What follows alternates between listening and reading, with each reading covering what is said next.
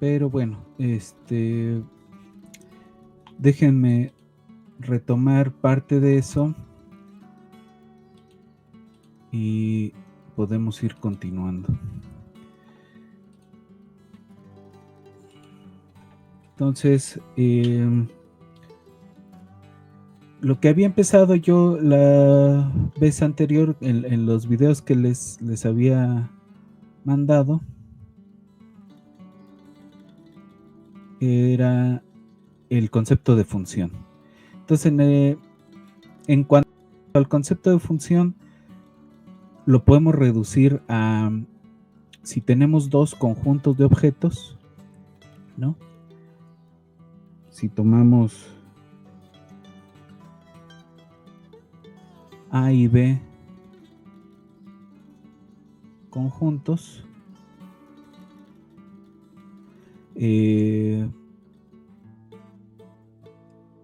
entonces definíamos una relación de A con B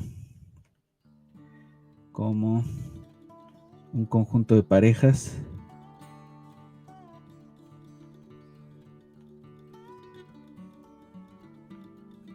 digamos R son los conjuntos de A y B, tales que A es elemento de A y B es elemento de B. Ahora, una función es una relación.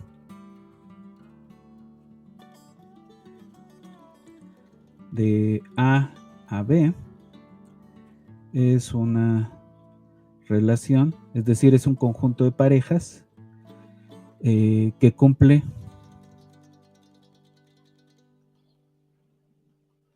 que si tenemos A, B1 y A, B2 que pertenecen a la digamos la función f mayúscula,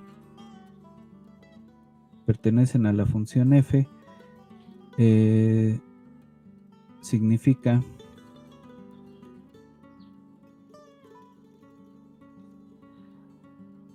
que B1 debe ser igual a B2. Es decir, si representamos como bolsitas de objetos a nuestros conjuntos, y yo tengo aquí a mi elemento A no puede ser pareja de dos elementos de este lado, ¿no? Tendría que ser el mismo. Es decir, esta es una función, pero si yo tengo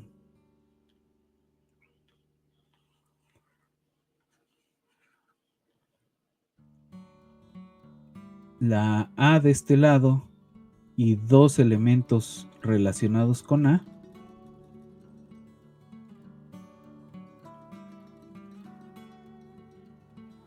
digamos B1, B2, este no es función. Ahora, en el bachillerato y en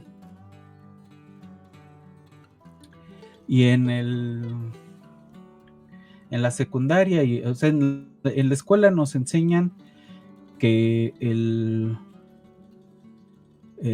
las parejas de números, ¿no? Las podemos representar como puntos en el plano.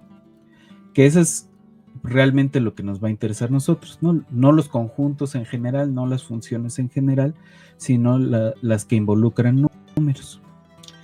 Entonces, otra cosa que les mandé en los videos de la semana pasada son los conjuntos de números. Vamos a llamarle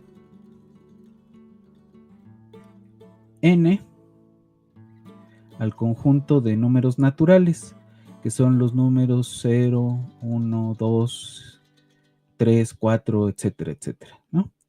Los números enteros son estos y sus negativos, digamos, el -3, -2, -1, el 0, 1, 2, 3, etcétera.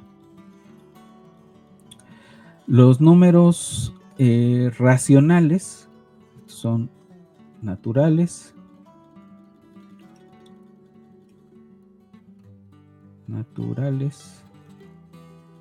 enteros, racionales, y los racionales los podemos escribir como cociente de dos enteros. P y Q son enteros. Entonces, aquí una acotación, números del estilo, por ejemplo, 0.333333333 periódico. Estos son números racionales. De hecho, este lo podemos escribir como 1 sobre 3. Entonces, si esta propiedad se le dice tener una expansión decimal periódica.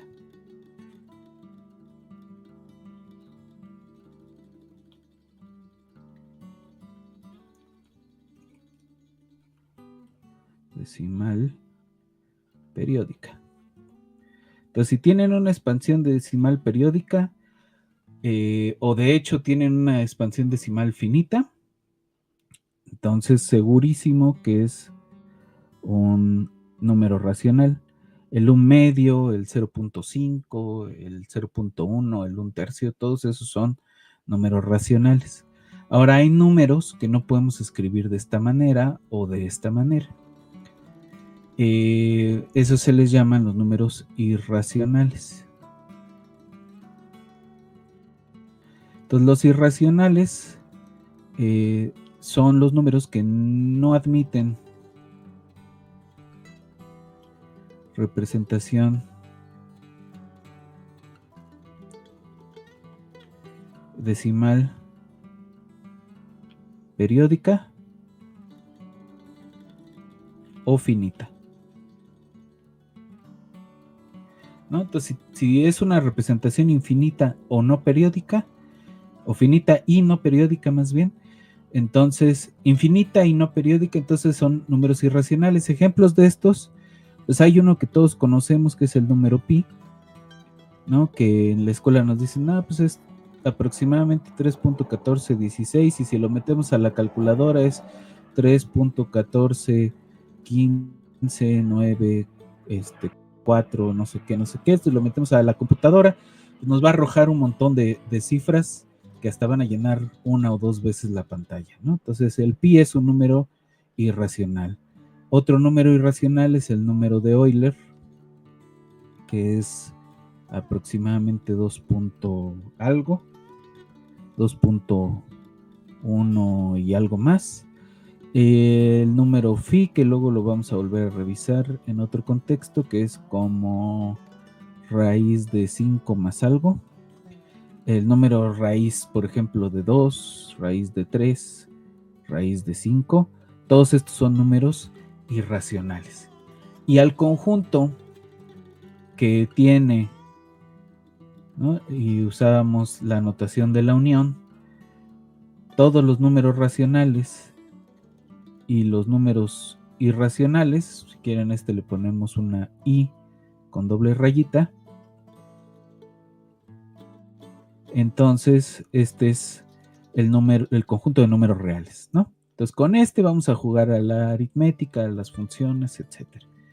¿Sí? ¿Hasta ahí todo bien? Entonces, ¿qué vamos a ver? Algunas propiedades de estos números, propiedades de números reales.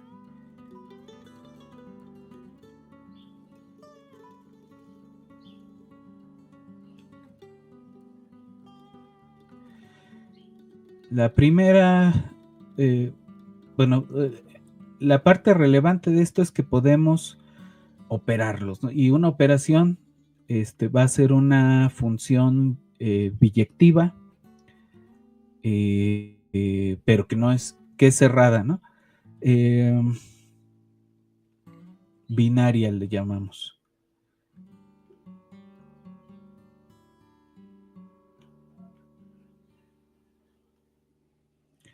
Entonces, nuestra función binaria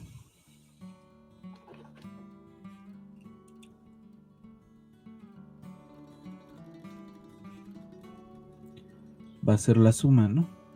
Perdón, aquí se está volviendo media loca la computadora.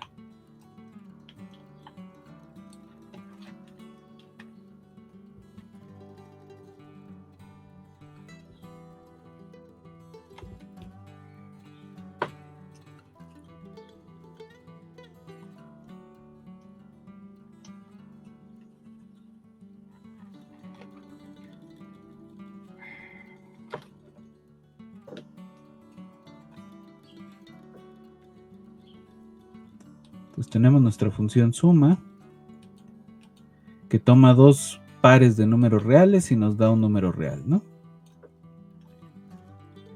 Entonces es una cosa que vive en R, que toma parejas de números reales. Tenemos el producto cruz de dos números reales, del conjunto de todos los números reales, y nos va a dar un número real.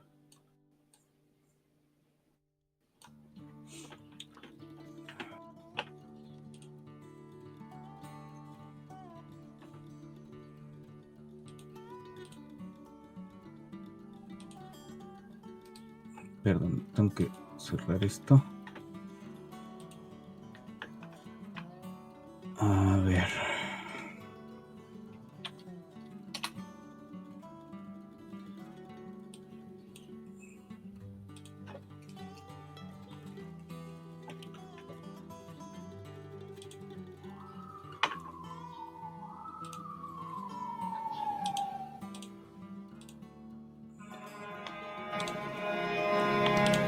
Ok.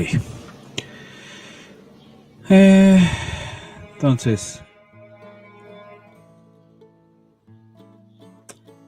la suma tiene algunas propiedades. La primera importante es que si yo sumo dos números, no me importa el orden en la que los esté acomodando, ¿no? Es la propiedad conmutativa, que yo puedo operar más de dos números, es la asociatividad. Y que me da lo mismo la manera en que los asocio, ¿no? Y que voy a tener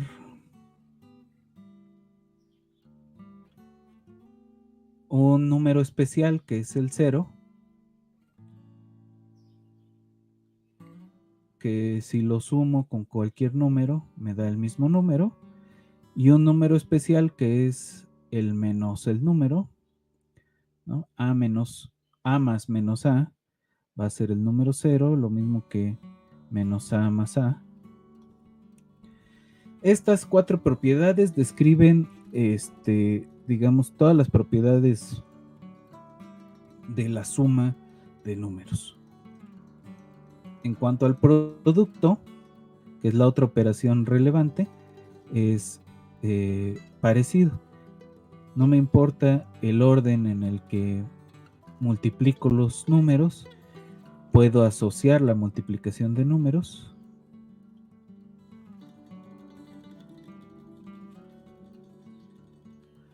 Y tengo un número especial que es el 1, que cuando lo multiplico por ambos lados, me da el mismo número. Y tengo un número especial que le voy a llamar A inverso, que es 1 sobre A, que al multiplicarlo me da el 1, ¿no? Entonces estos son inverso aditivo, inverso multiplicativo. Aparte tengo la llamada ley conmutativa, la ley distributiva, que lo que me dice es que si yo multiplico A por B más C, es lo mismo que tomar A por B más A por C. Y si yo multiplico A más B por C, esto es A por C más B por C, ¿no? Que esencialmente es algo parecido, ¿no? Esto. Ahora, tengo una propiedad importante que es la propiedad tricotomía. Entonces, la propiedad de tricotomía lo que nos dice es que si yo tengo un número real, entonces para cualquier otro o para cualquier número en R tenemos la relación A menor que B o A mayor que B o A igual a B. Esta O significa que excluye a todas las demás, ¿no? Entonces, dados dos números siempre los podemos comparar y eso va a ser relevante después. Entonces, todo lo que tenemos que saber de aritmética, al menos para este curso, y acordarnos de algunas funciones relevantes. Entonces, lo primero que quiero hacer es recordar la descripción geométrica de las funciones utilizando la gráfica de una función. Gráfica de una función. Entonces, el conjunto gráfica de F es el conjunto de los puntos o de las parejas XY de tal forma que la Y es aplicarle la función al punto, al número X. Es decir, son parejas de la forma X, F de X. Entonces vamos a ver. Para cualquier función, yo necesito tres elementos. Esta parte va a ser el dominio, el contradominio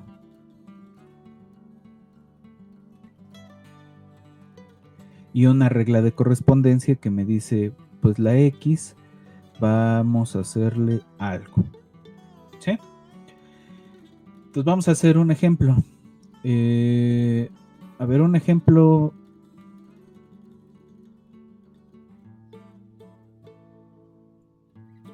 Puede ser, yo me tomo todos los números reales como dominio y todos los números reales como contradominio. Y lo que voy a hacer es, a cada X la voy a asociar con su cuadrado, ¿no? Es decir, multiplicar X con X. Entonces, fíjense, y vamos de una vez haciendo el dibujo de la gráfica. Lo hacemos de este lado. Entonces, si se acuerdan, para pintar la gráfica de una función, para representar el conjunto de pares, pues hacíamos un plano donde las coordenadas nos las iban a dar dos rectas especiales que eran copias ambas de la recta de números reales. Entonces, yo lo que quiero representar son parejas de la forma X cuadrada, ¿no? Entonces, ¿qué tal que empezamos en el 0?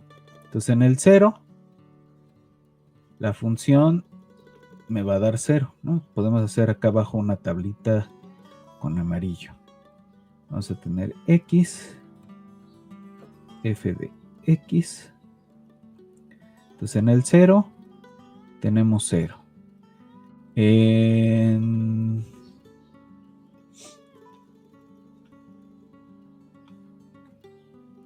0.5 tenemos 0.25. En el 0.9 tenemos 0.81. Entonces fíjense cómo incluso cuando son más chiquitos que 1, los números son pequeños. El cuadrado es más pequeño que el número, ¿no? Y eso es fácil de ver si hacemos las fracciones equivalentes, ¿no? Entonces el 0.5 es un medio, y si lo elevamos al cuadrado, esto es 1 al cuadrado sobre 2 al cuadrado. Entonces 1 sobre 4, que es 0.25. En el 9 décimos, elevamos al cuadrado arriba y abajo, tenemos 81 sobre 100, que es más chiquito que 9 décimos, ¿no? Pero cuando llegamos a 1, este va a ir a dar a 1.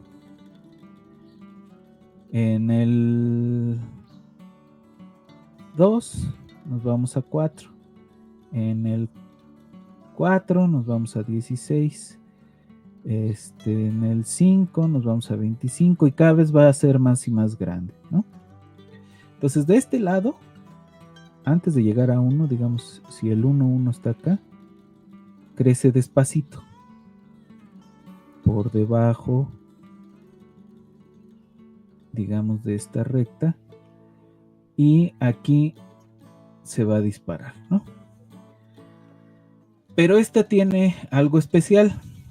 Si hacemos una tablita que empiece no en el 0, sino que termine en el 0 y empiece en el menos 5, por ejemplo, el menos 5 va a dar a 25 también. El menos 4 va a dar a 16. El menos 2 va a dar a 4. El menos 1 va a dar a 1. Y el 0 pues sigue siendo 0. Entonces de este lado tenemos algo parecido.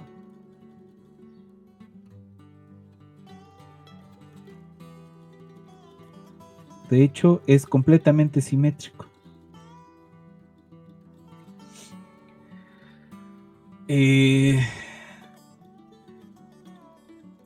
Entonces, fíjense, habíamos quedado que en una función podíamos tener algunos elementos que sí tienen dos parejas distintas.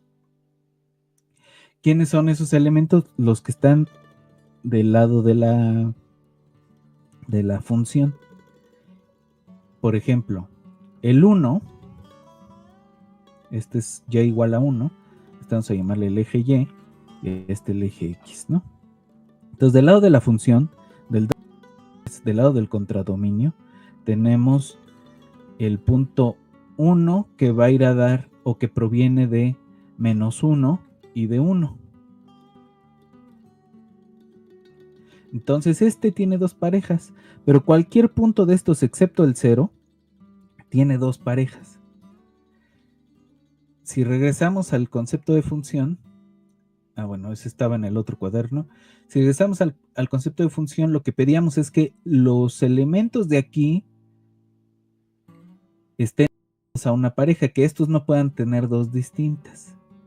Pero no dijimos nada de estos de aquí, ¿sí? Entonces, podemos tener otro ejemplo de función sencillo. Es la función igual, que toma números reales, g, que toma números reales y va a dar a los reales. Esta función va a mandar a las x a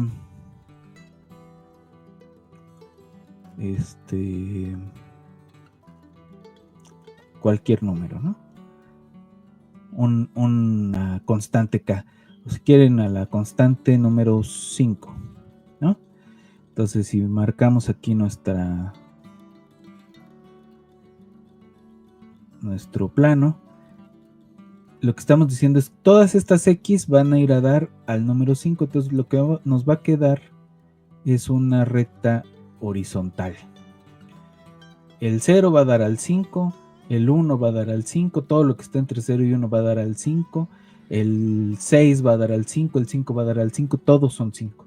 Entonces, si hacemos el dibujo de las bolsitas y cada una de estas bolsitas representa nuestras rectas, lo que tenemos es que todos los puntos de esta bolsita van a ir a dar al 5,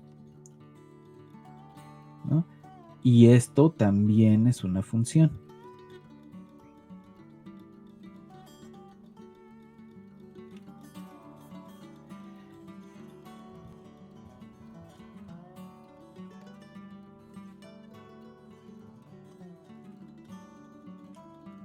¿No?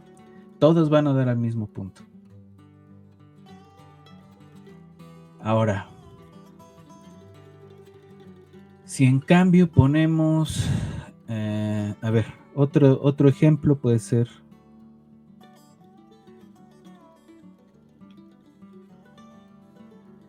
la función que a x la manda al valor absoluto de x.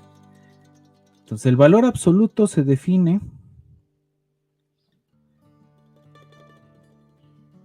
para cualquier x real como el mismo x si x es mayor que 0, 0 si x es igual a 0,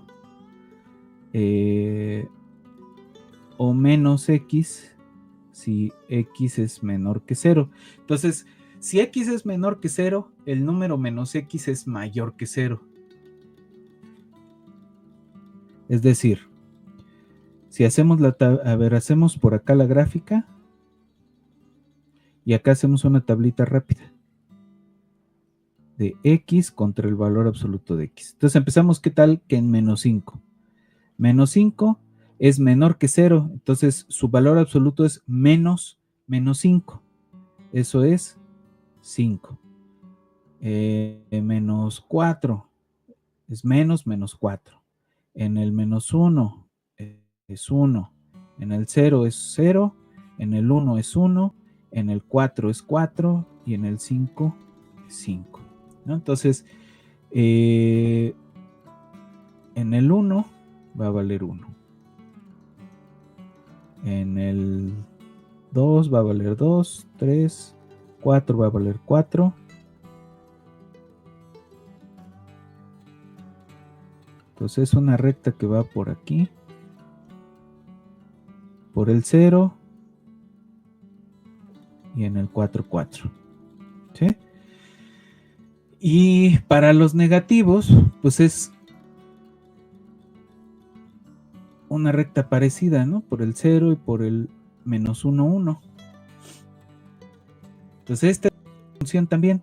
Y si se fijan, cada número positivo del lado de las y tiene asociados dos valores. Estamos en una cosa parecida a la cuadrática. De hecho, esta es una cuadrática oculta, luego vamos a ver. Pero bueno, ahí está, el valor absoluto. Por ejemplo, en la función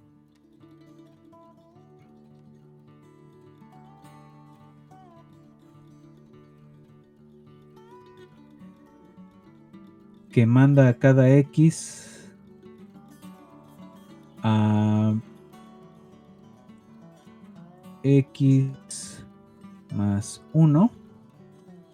Entonces en el menos 4 es menos 3, en el menos 5 es menos 4, en el menos 2.5 es menos 1.5, en el 1 es 0, en el 0 es 1, en el 2.5 es 3.5 y así, ¿no? Entonces, ¿cómo pintamos eso? vamos a tener que es una recta que pasa por el 1,0 y el 0,1. Entonces el 1,0 vive aquí, es el 1,0 y el 0,1 vive aquí.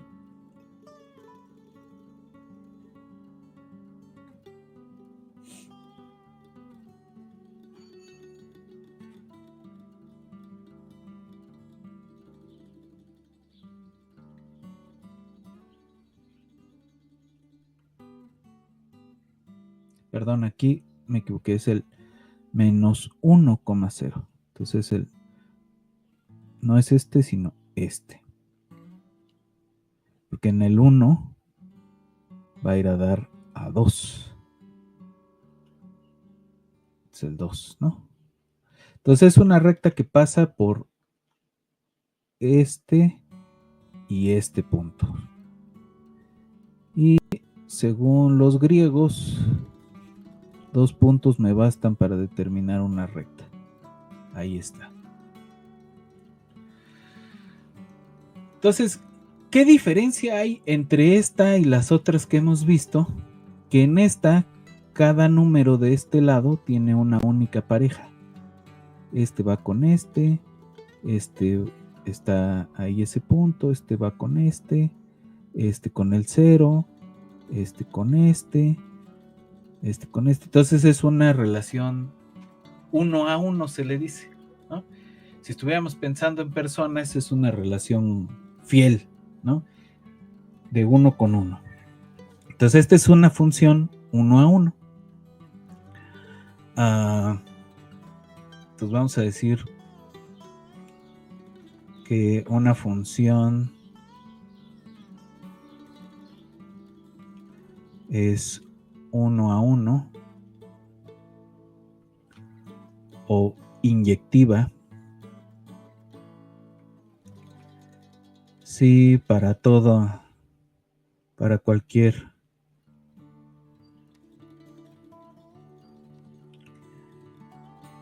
número real,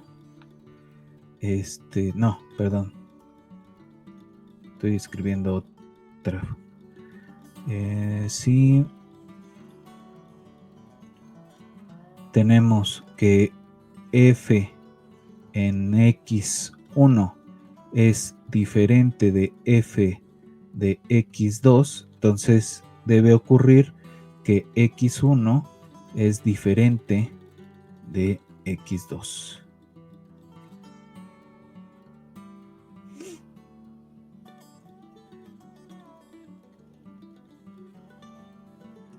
O al revés, no, al revés. Si yo tengo dos cosas distintas en el dominio, x1 distinto de x2, esto significa que las funciones deben ser distintas también.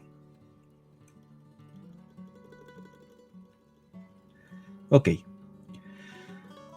Entonces, las rectas son unas de esas. Pero las otras que teníamos, esas no son ni la constante, ni la cuadrática, ni el valor absoluto son de esas funciones. Otra cosa, fíjense cómo aquí la gráfica se extiende en todo el plano, ¿no? Tenemos tenemos parejas donde las dos son negativas y donde las dos son positivas. Entonces, tenemos todos los números de este lado y todos los números de este lado. Entonces, ese es otro concepto. Vamos a decir que F es sobreyectiva.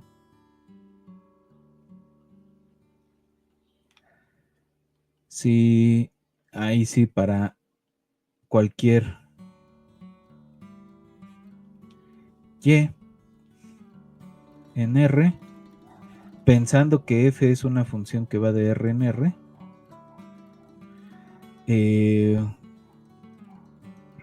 a ver, vamos a ponerlo un poquito más general. Vamos a suponer que va de A en A en B. Tenemos f de A en B. Y entonces, si tomamos cualquier y en el contradominio, que es la B, existe X en el dominio, tal que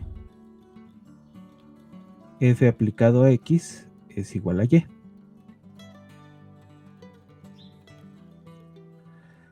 ¿Vale? Es decir, si estamos en el caso de la recta, si yo me tomo cualquier número acá, puedo encontrar un punto en la recta que le corresponde, ¿no? La recta sigue por aquí. Y si me escojo cualquier punto en esta recta, puedo encontrar uno que le corresponde. Pero en la constante, si yo me tomo, por ejemplo, este punto, no tengo ninguna X que le corresponda. Entonces esa no es sobreyectiva. Si yo me tomo la cuadrática y me tomo un punto por acá, no hay ningún X al que yo le aplique la cuadrática y me vaya a dar un número negativo, ¿no? Lo mismo con el valor absoluto. Entonces esas no son funciones sobre. Pero las rectas sí son sobreyectivas, ¿sí? ¿Qué interés vamos a tener en eso? Que de alguna manera, del mismo modo que la suma tiene su función inversa, que es la resta, que la multiplicación tiene su función inversa, que es la división, pues vamos a poder encontrar funciones inversas solamente cuando tengamos sobreyectividad e inyectividad. Entonces vamos a decir que una función f es biyectiva si es inyectiva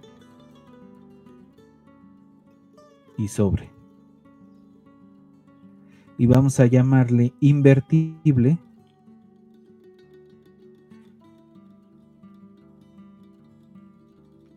si es biyectiva. Ahora, ¿se acuerdan que dijimos, para definir una función necesitamos dominio, contradominio y la regla de correspondencia? Entonces, dijimos f de R en R que saca cuadrados no es inyectiva y no es sobre. Pero si decimos f con gorrito es la función que toma todos los números reales y mi contradominio va a ser los números reales positivos y el 0, ¿no? Vamos a ponerle el 0 acá arriba. Es decir, este es 0 en adelante, ¿no? Y hace la misma regla de correspondencia. Esta es otra función porque mi contradominio es distinto, ¿sí? Estamos hablando de conjuntos distintos. Este conjunto de abajo ya no contiene a todos los números reales, sino nada más desde el 0 en adelante. Esta sí es una función inyectiva. Perdón, sobreyectiva.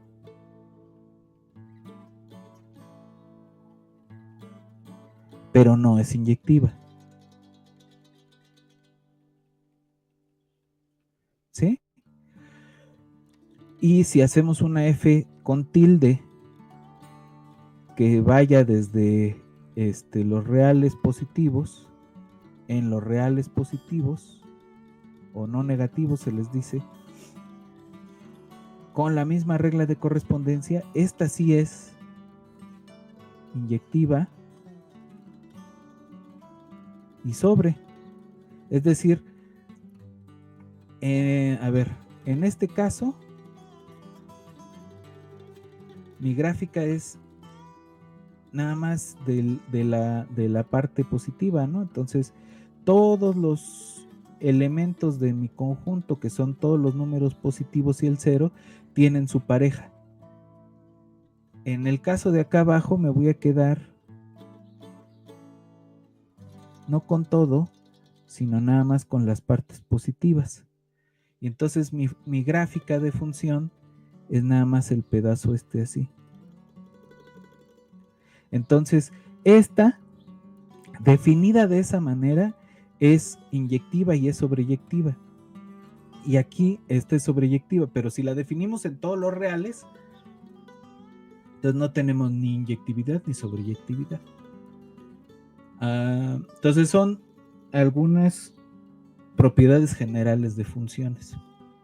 Entonces vamos a, si quieren le podemos parar aquí, y lo que podemos hacer en una siguiente sesión es hacer varios ejemplos de estos. Si quieren les puedo mandar un par de ejercicios y ejemplos de estos dos conceptos que son relevantes, y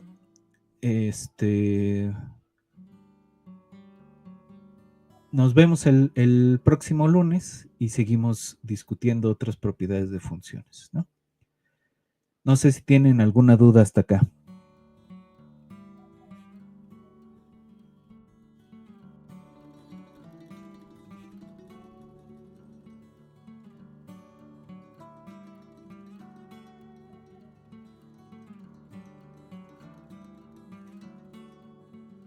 Bueno, si no hay dudas, entonces, pues le paramos aquí por hoy. Nos vemos en otra ocasión la próxima semana.